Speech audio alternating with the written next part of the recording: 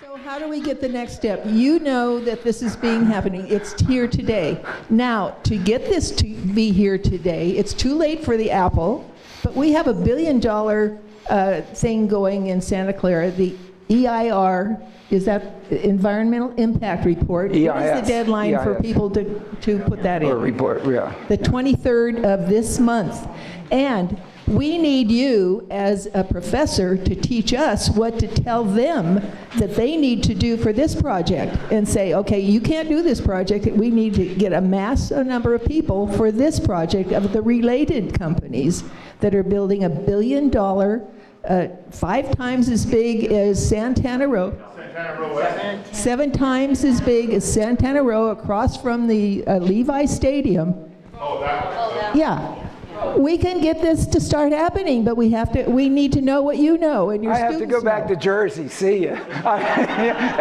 You think we're that good? I mean, we never said we were that good. Okay. Alan, what we discussed last week, which was really, really interesting, is that people, don't know about it, too. I mean, many of your MPOs, many here was maybe more educated about all this than any other place in the country, but people, they aren't aware of it, and if they are aware of it, it's in their brains, it's way far in the future, and they really don't understand it's not.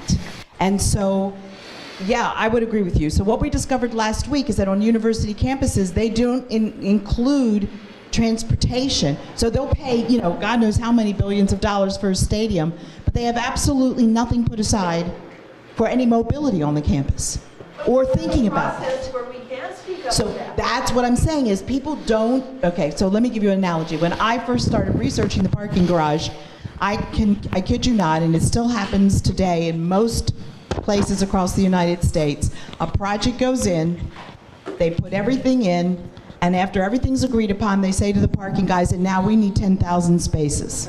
They weren't included in the whole planning process, and these guys have now got to figure out how the heck to do this. Now, it's gotten a little bit better over the last 15 years since I learned about it first, but that's actually what was happening. So I would say to you, in some ways, not quite as dramatically because of MPOs and other organizations, but it's happening that,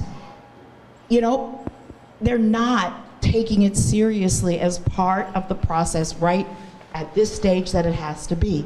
And then having other people become, making requirements. Okay, if you're going to build this much square footage, we need, you to help invest with this type of mobility.